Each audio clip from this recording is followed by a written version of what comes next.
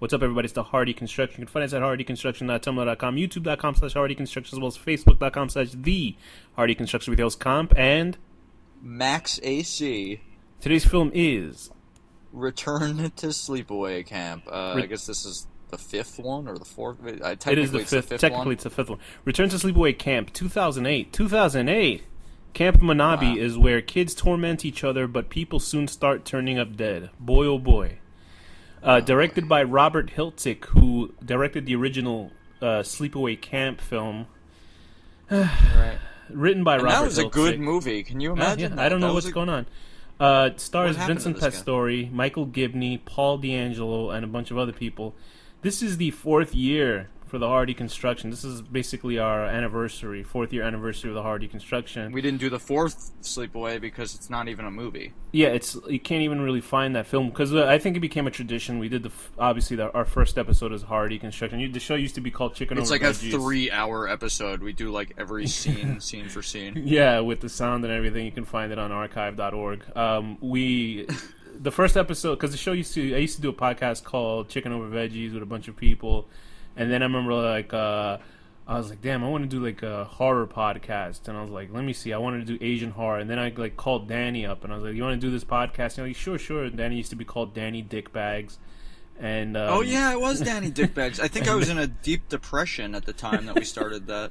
You mean it's gone? You saved me from, I did? serious depression. Ironically, now I have it. So the show we used to be all about horror films, and obviously we've kept doing it for 4 years strong. Have you learned anything from doing this? I've learned that I hate everything about you, and I hate most horror movies. I know, working with Danny, I found that Danny does not there's two things Danny dislikes, which is he doesn't approve of most, computer graphics in horror films. But anyway, this film is a sequel it's a direct sequel to the original Sleepaway Camp, and it's not counting part 2 or 3, which were... It gets rid of Bruce Springsteen's wife, Angela. Yes, Bruce Springsteen's sister, Angela, you mean. Oh, sister, sorry. There'd be real problems if it was Bruce Springsteen. Fucking that girl played Angela. This is the funny thing. Return to Sleepaway Camp... The first film, Sleepaway Camp, obviously was a cult classic and had a very shocking ending that I think nobody saw coming at the time. I mean, it kind of spoiled for me because you always. I remember the first image I even saw. I mean, it's one of those things you'll know it even before you see the movie. Oh, that's what that's from, Yeah, that happens in this one too. But I kind of spoiled this one as well, myself as well. Anyway, the first film, obviously, huge cult classic. The image of. Well, if you haven't seen it, just turn off this episode and go watch the original Sleepaway Camp, and then come back. It's so much better. It's obviously, it goes without question. Anyway, the stunning image, spoiler alert, is Angela is actually a young man who's been posing as a woman, or is transgender. God, she's a boy? Yeah. Oh boy. No, it's not even transgender. It's was forced to be a girl by her crazy aunt. Yeah, there was a whole weird thing going on with that film, in hindsight when you're watching it. Is it saying something negative about gay people, or what's going on? It was an interesting take for a serial killer. Honestly, I don't even think they were thinking that far. I think they were just doing a cool. I think that they were twisting it up with having the kid's father be gay and the kids watching him do gay stuff. And it warped his mind, and then but this is me thinking with the Tumblr brain. When people are watching it now, you're like, oh, everything is negative, this against that, and really, it's an interesting film to show somebody. That way, but then again, what do I know? No, I didn't take it that way either. But people, I'm sure nowadays would take it that way. Anyway, so Angela was obviously, I forgot what was Angela's. Did they ever say Angela's real name? Right? I forgot. Peter. Was it Robbie or something? Peter. Okay. No, it's Peter. That's why in this movie, right, they're like, oh, Peter, Petey. Yeah, yes, Peter, obviously seeing a girl who's 20 years young, who would have been born after the first film, would obviously be Angela in disguise, right? Anyway, so this film takes... There were 2 sequels that came after, which were Teenage Wasteland and... what was the other one called? Do you remember? Oh, actually, I'm blanking completely right One of them, I think Teenage Wasteland was the third one, and the second one, I forgot what the name was. Yeah, Teenage Wasteland's the third one, but I'm blanking on the name of the second one. Whatever. They were actually very tongue-in-cheek horror films. They're wonderful movies. And the second movie has a great body count. They were more towards American Psycho than they were Friday the 13th. you know what I mean, where you actually follow around the killer and they're just being assholes and killing people in a very and they have these laissez-faire witty way. Angela's like one-liners. Her like wit is amazing. I love it. And the third film has one of the funniest like death scenes ever. I think Danny, you know which one that is. What, hitting with the stick? Yeah. Hi man, get back here. Where are you going?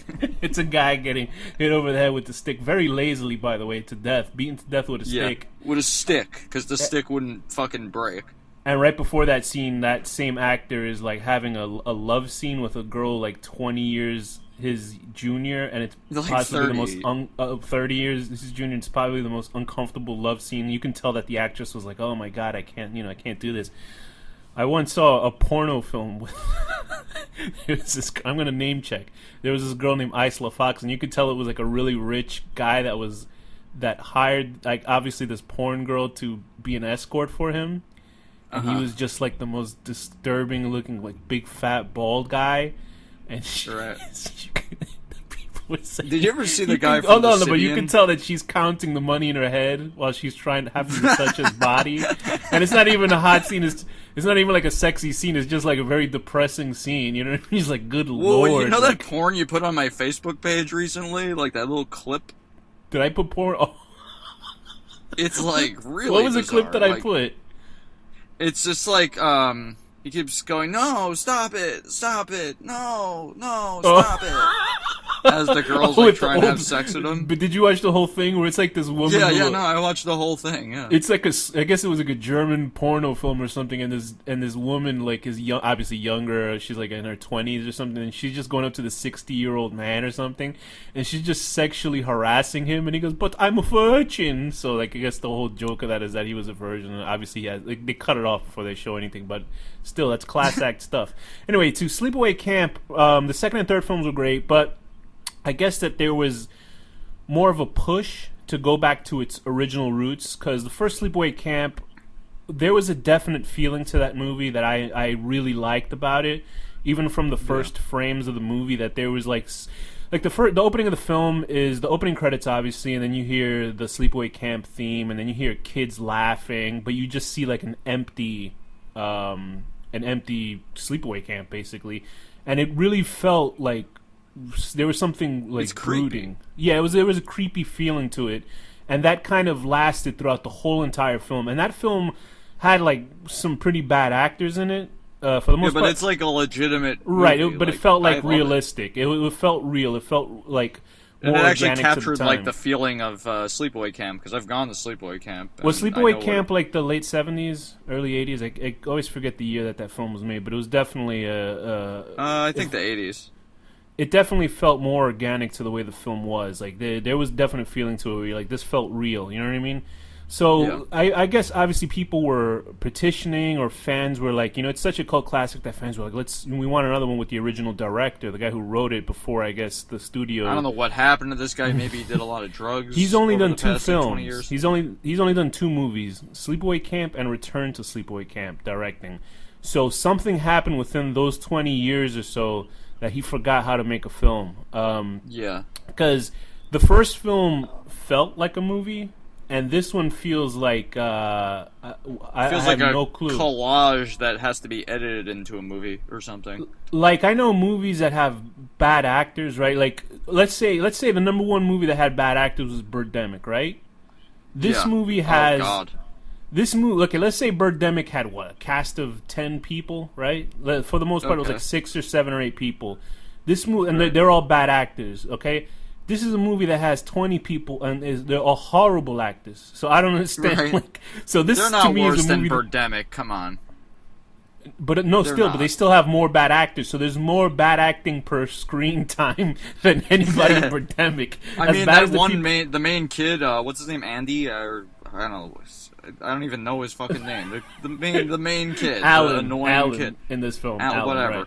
That kid, I'd say he's a good actor in the sense that I want to fucking murder him. He's got to be one of the worst actors I've ever seen on cinema. Like, I couldn't believe I hate him passionately. Yeah. Okay. So here's the thing with the first film. The first film, it followed what the hell, Angela and her cousin Robbie? Oh, Ronnie? Ricky. Right? Ricky. Jesus Christ. So it followed Angela who makes and Ricky. a comeback. And Angela was sort of like this quiet girl. She was a very cute young girl that was walking around, and everybody just kind of picked on her. So you kind of got a feeling like, why are all these kids being assholes to her? You know, but then at the same time, there was somebody killing everybody, and the whole big shocker was that Angela was the one doing it the whole time.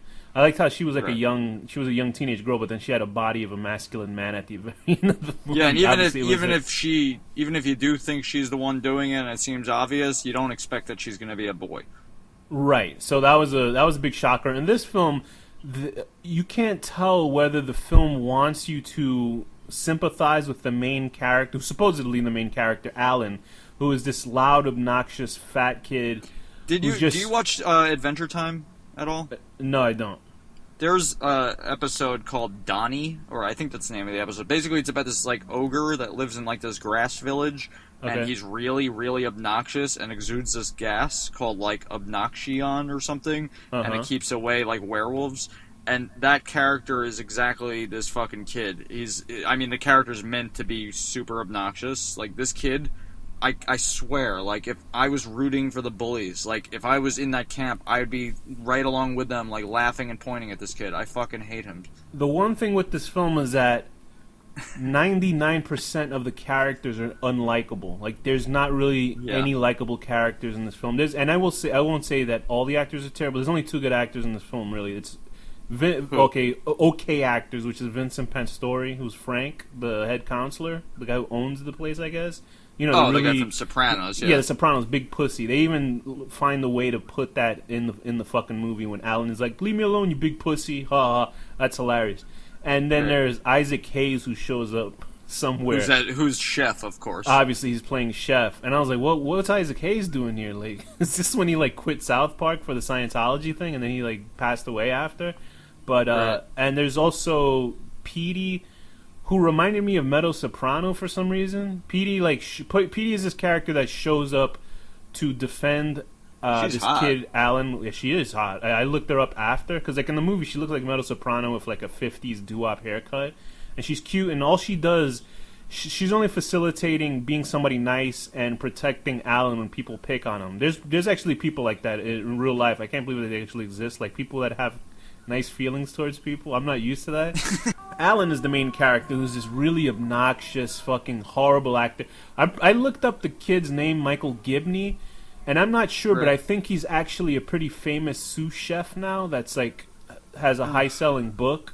And if I ever saw him in the street, I would attack him. Like I can't stand him. I think he's the same guy, but I'm not sure. But he's so horrible in this. He's like he's a horrible character, but he's also it's unbearable. I don't know why they would make the entire movie this. Well, another weird thing is that I don't know if we saw a cut version of the film or an uncut version of the film, because at the way that the movie begins is these kids are lighting their farts, and there's like a nerdy kid there. Like he's only there to be treated shittily by Alan, and he's like kind of disappears midway towards the end. And I read somewhere that those kids get killed, but I didn't see any of them get killed in the film at all. And what's weird is that there's that Australian camp counselor. Like I don't understand his dick why. Gets cut off. Right. That's got to be the longest fucking scene I've ever seen in a film. Like how in long any it's other going, regular film. There's a scene where there's this Australian camp counselor. Why there's an Australian guy here? I have no clue. I think his name is Bryce. Oh, that's fine. When I went to sleepaway camp, half the counselors were from Europe. Okay, but he's this have guy. They have programs where they'll like come and study here when they're young, and he's playing a kid named Randy. He's playing an adult named Randy, who's a camp counselor, and he's kind of a dick towards Alan. Well, Alan deserves it really, because he's just being a piece of shit to everybody. So I can understand why Randy is walking around being a dick to him, but still, there's still all the characters in the film are so unlikable that you're just like, I really don't give a shit. I keep saying your ass smells or something, like your ass stinks. That's Alan's catchphrase. Your ass stinks. Every time he said it, I wanted to fucking scream. I mean, I get it. They're trying to establish this character's annoying and make him a suspect of the killing. Like this is a film they could where have done it in like half the time. Oh my god. This is a film literally where if somebody says like a bad joke, you will hear 10 to 20 people laughing out loud. Like. Remember, after if there's a scene with 20 kids in it, they're like, "You're a jerk!" Ah! You just hear people laughing like obnoxiously. Like this movie has more obnoxious laughter in it than any fucking movie I've ever seen in my life. Like even if you put all of like Batman the Animated Series and put all the Jokers laughing together, they still laugh more in this film than he's ever done. I love Mark Hamill's laughter. Shut up. I'm not. No, I'm saying that they just laugh more than he does in this movie, and this is horrible. And you know, it's funny. Like I'm watching this. I'm telling you, the only good thing about this film is the poster of Return to Sleepaway Camp. It's probably one of the coolest posters ever. And I'm like, DVD people should get paid extra for it. Oh yes, but I'm trying to figure out the disconnect between the first film and this film. Like, what happened? Like, obviously, I would think they would get more money. Although I think it's a lower budget than the original film. I can't tell. You know what I mean? Because it's like it has nothing to do with budget. It has to do with horrible writing and horrible acting.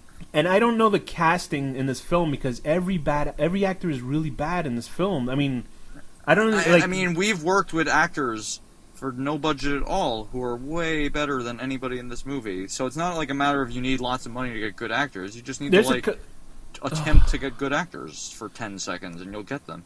There's a cavalcade of characters in the film. Obviously, how would you explain Frank, who's Vincent Pastore, Big Pussy? What is his character in this film? He's like a typical obnoxious camp owner guy, like who's just but I mean, about money and shit. He lives there on site in a house, and he's like this. I don't know why he's a bird. I don't know why this obviously Brooklyn Italian fake mafia kind of guy is living out there. That's sort of Vincent Pastore's thing. Like, he acts like, if you've ever seen obviously The Sopranos, he plays Big Pussy, and he's in every like mafia movie pretty much. But I don't understand why his characters. Obviously, they went to actors and be like, "Hey, Vincent, can we give you $5,000 to be in this movie?" And he was like, "Hey, sure, I'll do a set." You know, he was doing that stuff. Then they kind of slipped into Sylvester Stallone there. They probably gave Isaac Hayes like $2,000 to show up for like 3 hours of work. You know what I mean? Because Isaac Hayes shows up and disappears in the movie. Like, he literally, I think they ran out of money to pay him, and he just like left the movie. That's true. They don't even write him out. He's just vanishes. He said, "Man, clean up that shit," and then that was it. That's the worst like Isaac Hayes voice ever, but that's basically what it is in the movie. They don't even have like a character like James Earl Jones' dad in the original one. Remember when that pedophile falls into the boiling water? Although they do a tribute to the falling in the boiling but it's water. It's devoid of any reality in this version, because apparently when you fall into a deep fryer, you get a rubber mask on your face where you can actually see the neckline of the rubber mask over your shirt. It's very. I gotta say there was one scene I enjoyed, which was the last scene where Angela was in it, and I liked it because it was so stupid, but at least it was like fun, and that skinning was like right. It sort of reminded me of. Oh, okay. I thought you meant like the after credits with the 3 weeks earlier scene when they flashed. No, that was Angela's stupid. Thing. That sequence actually reminded me of that scene right there. Had the best special effect in it. The 3 weeks earlier scene where they reveal how Angela got into her cop uniform. Her cop uniform. It had the best effect because it had a car fell on that guy's head and it exploded. And then it reminded me of how good the second and third films were, as stupid as they were, because it was just Angela going around killing people, and that's probably what they the were movie fun. Should have fucking they were been. Stupid. Right, and in those last 30 seconds of the film reminded me of why those two shitty films were better than this one. You know what I mean? And they're not shitty like they're horrible. I mean, they're shitty like they're just dumb movies. They're purposefully but they're shitty. Right. I mean, and anyway, the kid Snowboy that graffitis things, that the guy that's always with the Casio rap music on his keyboard. It's like ridiculous. The Asian girl the hot Asian girl that was running around in the first the film. hot Asian girl with the knife and shit. Like, it's just so stupid. But anyway, Alan is a character who is picked on, and he picks on other people, so he's not a sympathetic guy. He's just loud, and I'm saying this like 1,000 times, and he's just a piece of shit. And he gets into an altercation with the cook, who's actually a decent actor. I've seen him around before. I forget what stuff he's in. He sort of looks like a fat version of the comedian James Brewer. Yeah, exactly. That's exactly what I thought. I was like, yeah, that looks like a fat Jim Brewer. But he's been in a lot of stuff. Anyway, Alan has a stepbrother. I forget his name. He's a guy who gets skinned alive at the end.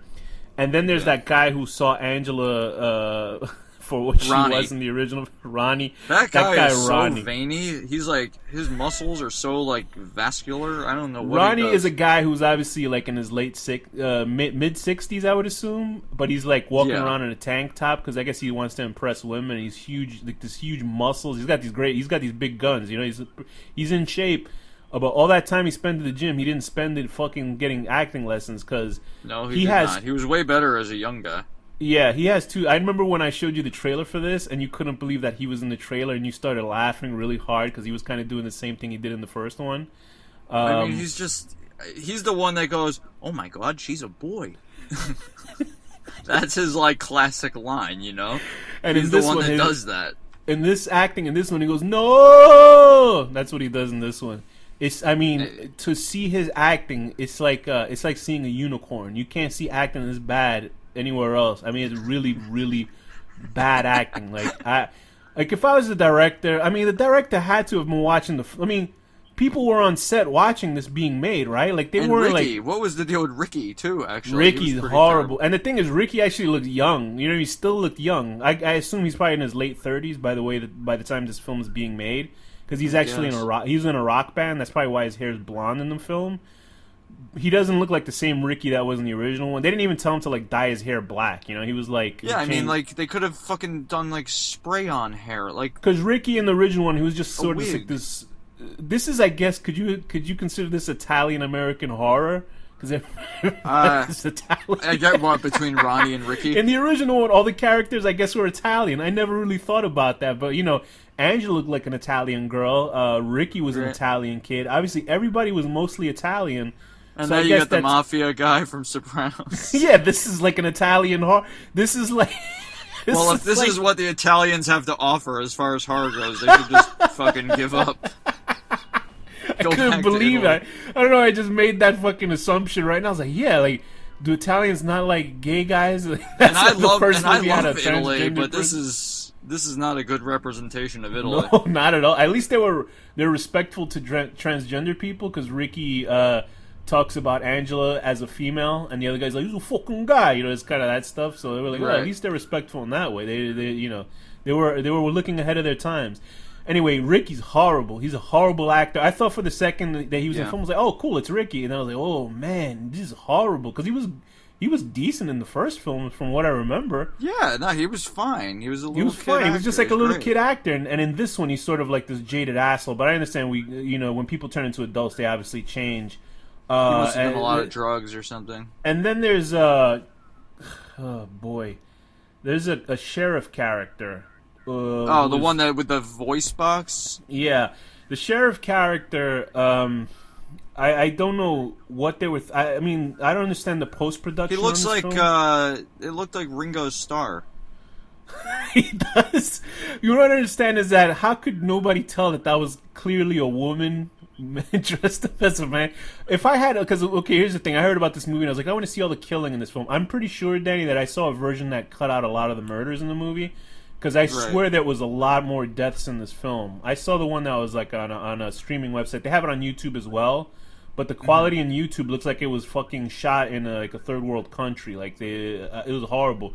But I'm pretty sure they killed a lot more characters. I don't know which version I saw, but obviously the whole joke is that Angela is dressed up as this cop and then she's killing people on the low. The whole thing with the voice box is it was funny, but it's just like.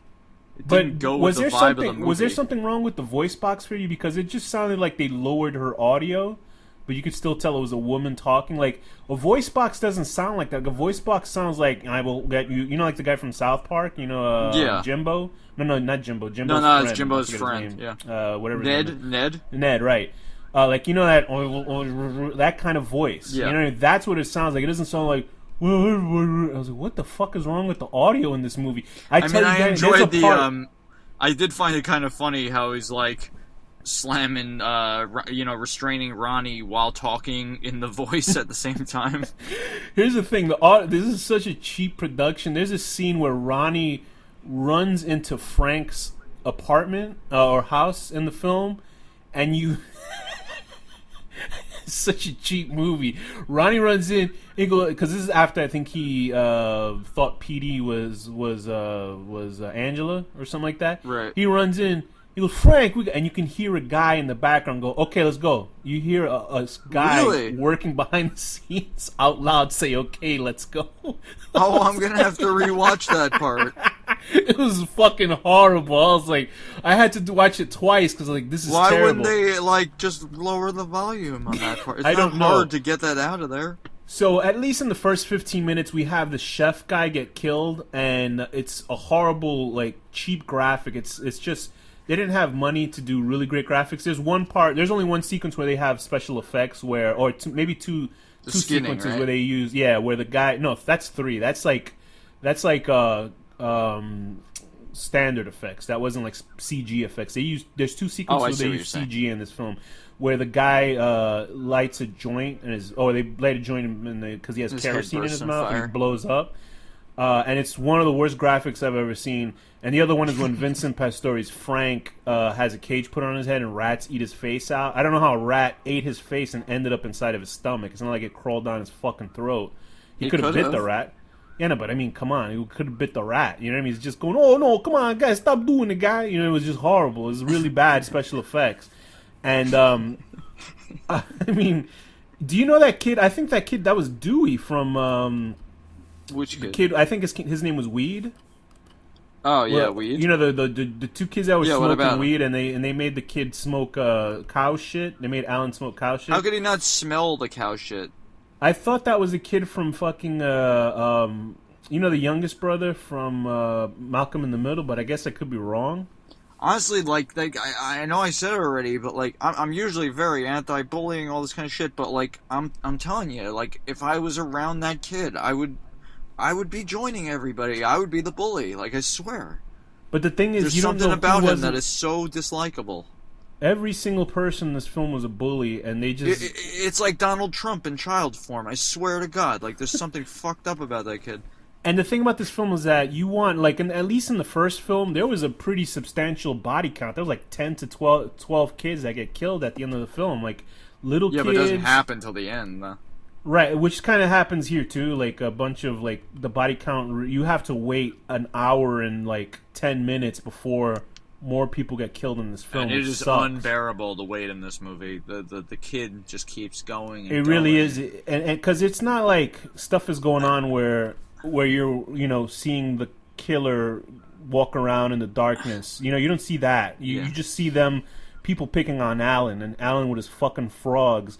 This is the first Sleepaway Camp movie, not counting that other thing that's not even a movie, that I've like not completely enjoyed. Like, seriously. Yeah, it's really bad. I mean, it's a bad film. There's that girl Karen that he has a crush on, and the thing is, they try to make her sympathetic at the end. Like, I mean, obviously she doesn't deserve to get killed, but there's a part where all the kids pull a carry on him, where they open up these curtains and he's in his underwear and he has like a fucking a winter cap on his face. I guess that's embarrassing. And Karen like almost gets hanged by the basketball fucking hoop, and it's like, oh, we saved her, and it's like, why save her? Kill her too. They all every character in this movie deserves to die. There was the only in the version of that I saw that I enjoyed was that girl. It was the lady, the girl who was eating everything, and she was really obnoxious. Bella. It was very funny where she goes into that bunk bed, and the bunk bed has like all these spikes through it. I guess they put these needles through the top of it, and then Angela just jumps on the bunk bed and it falls on her and kills her. That was funny. Like, that's funny. Yeah, I thought that was good. That was inventive, but the whole film, like, to wait an hour and like 10 minutes to see that scene is not fucking worth it. It's really bad. Yeah, and they should have seriously, if they cut out like half of that kid's fucking lines and made it more interesting and put interesting things in there instead, it would have been a way better movie. Because the weird thing about the original Sleepaway Camp, a kid gets killed early on in the film, and the camp counselors are trying to cover it up throughout the rest of the movie. One kid explodes and the camp is still going on, and I'm like, what the hell is going on? And the 80% of this film is people picking on Alan. Like, if you feel uncomfortable watching films where kids get picked on, like, it doesn't matter in this film because the kid is such an asshole that you hate everybody in the movie. Like, there's nobody to like. The only person that's anyway halfway decent is the girl Petey, and she like runs off halfway in the movie. Ronnie's a decent person too. I guess so, but he's such a bad actor that I wanted him to get killed too. Yeah. There's a whole scene. No, this is like one of those camps that you bomb, just nuke the whole thing. But there's a scene. I swear to God, it was like the longest scene I've ever seen in a film. Randy is hanging out with Linda, and they drive off into the woods. And I tell you this, I couldn't believe. Okay, let's say you get tied up to a tree, right? Right. How did Angela get the rope tied over him unless she went in front of him? It was Oh, I see what you're saying. She could have reached around the tree. Yeah, but then her left hand would have to be in front of him where he would see it. Do you know what I mean? But he thought it was kinky sex stuff. But the thing that bothered me about that scene was that you're gonna be like, his girlfriend or whatever. She's like 10 feet away. He's screaming for help. It takes her like 10 minutes to fucking hear him. And then she drives away. She could have intervened at any point. It had to be the longest drawn out scene ever, because there was a part where he's showing her like the four-wheel drive, and he goes, "Hey, this is where it won't let you take anything up." And I'm like, okay, whatever. They're obviously showing that for some reason. In the pump section. They tie up a wire to his dick. So this must mean Angela must have known this was gonna happen. That she took the chance to have ropes. Like Angela is like the fucking Flash in this movie, because she's jumping from one space to another, killing people towards the last 10-15 minutes of this movie. She ties this fuck up to the tree magically, by the way, because the way that the shots are lined up, the rope goes around him and you can see her behind him. You really analyzed this. What else can I do? And then they cut it and they show him in front of the tree. So obviously there's a sequence where Angela's behind him, where you can see her behind him, and then it'll cut back to him in front of a tree, and I was like, where is she? Part of the tree? Is she phasing through it like a ghost? Because it would just cut back and forth. And I understand I'm expecting too much from this film, but it's just so badly done. And then you're expecting anything from this film. And then she puts a noose on his dick, made out of, I guess, some sort of barbed wire, and ties it to a car. If the car drove off, the barbed wire probably would have torn off anyway. I was confused how she died. Linda, she drove straight into barbed wire. That's what killed her. She saw the barbed wire. How was that planned? Here's the thing. It was sort of like there's a movie that had Happy Brad Accident Pitt in it called The Counselor or something like that, where they put these thin wire, like razor wire, and these motorcyclists would drive and then it would decapitate them. That's basically the gist of that. What's happening here, but it's barbed wire. And the barbed wire, okay, let's say you drive through barbed wire. First of all, Linda was driving through barbed wire. She sees the barbed wire fucking 10 feet away from her. What was your reaction? Would you maybe hit the fucking brakes? I would probably hit the brakes, duck, I don't know. Anything. Right, you would think you would do that. She continues screaming and drives straight through it. And also, what I don't understand is, didn't the car protect her from the barbed wire? Right, here's the magical thing. Let's say you hit barbed wire, right? You hit barbed wire. It's a straight line, right? Let's say the barbed wire hits your face. Why would the barbed wire wrap around your head like a cartoon? Like, how does that happen? It like wrapped around her head. Let's say you remember those slap bracelets that it's like a straight bracelet and you slap it on your wrist barbed and wire it bends that around? way. She hit the barbed wire and it just slapped around her head. Because you can maybe say the benefit of the doubt is that Angela came after the truck and wrapped it around her head to kill her. But no, I don't think so, because that's not possible. There's a kid that's too far-fetched. There's one kid who gets his a spike or a broom that was fashioned into a fucking spear into his eye. That scene was annoying, but kind of funny. This is an absolute mess of a movie. It's embarrassing that this was released as a film. What do you want to rate it? I think we're up to rating. I think we've said all we can say. Yeah, it's like I can keep talking about how bad this movie is. It's one of the worst movies ever made. I mean, I put it up there with Birdemic as a bad movie. You thinking this is better than Birdemic? You think this is better than Birdemic? It's better than Birdemic. How much? Infinitely. Anything is better than that movie. I had an equally bad time watching this film. Okay, which would you rather watch? Birdemic? You know what happened? Like, okay, here's the thing. When we saw Birdemic, we saw it together and we were laughing, right? When I saw this movie, I couldn't believe this, at how boring and bad it is. There's a difference. What about Day of the Dead or whatever? Day of the Living Dead? Hey, remake. listen. The zombies were jumping around. Okay, at least it had that. That's fine. Okay, I can. It's a horrible movie, but they're jumping around. That's So you're entertaining. saying that Something's going on. that something is better than nothing. Yes, Day of the Dead had karate zombies, and then also with the negative of that is obviously Nick Cannon throughout the whole movie, and an army character. There's a fucking gun that doesn't carry bullets, and they never explain it. That's Anyway, true. this movie fucking sucked. I'll give this movie a 1, just for having that girl Petey because she was cute. And here's the thing. Another thing, there's a Slipknot song at the opening of this movie, and I was like, "What the hell is it?" This shows you the difference of what a person thinks is horror nowadays. Because the original film set a tone for the whole movie, like we explained earlier, where it just showed that empty, and it had that that sort of symphonic score. This has fucking Slipknot music playing, which is fine. I like Slipknot growing up, and now I have two horrible movies that I associate Slipknot with, which is Rollerball. What was and the other this. Rollerball. They play a band, and they play themselves, I guess, in the future in Rollerball. Even Slipknot said that movie sucked. What is your 1 rating out of? I'll give this a 1 out of 42,000. 1 out of 42,000.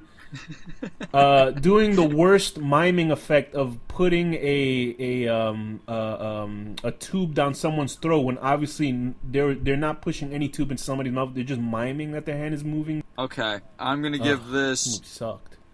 Oh, I'm gonna give this a 2 out of 1,350. 2 out of 1,350. And I'm giving it the 2 because I genuinely did enjoy the last scene with Angela and the skinning. Yeah, but why is she like a Well, I guess she wasn't. But she laughing in the original one like a maniac? She just sort of had she that, wasn't laughing. She wasn't laughing like that, a right? maniac. She was humming like a maniac. It doesn't matter. I just She was enjoyed throat singing. Yeah. I just enjoyed how stupid it was. Wait, so what was your rating? 1 out of what? 2 out of 1,350. And I'm gonna give it 2 out of 1,350. A really obnoxious kid throwing a fucking butcher knife at somebody and still not getting kicked out of camp. Yeah, I gotta say, Angela looked hot Angela was like one of those hot Italian milfs at the end in her little dress. Yeah, she's hot. With that, Danny, what's the final word? Mirror.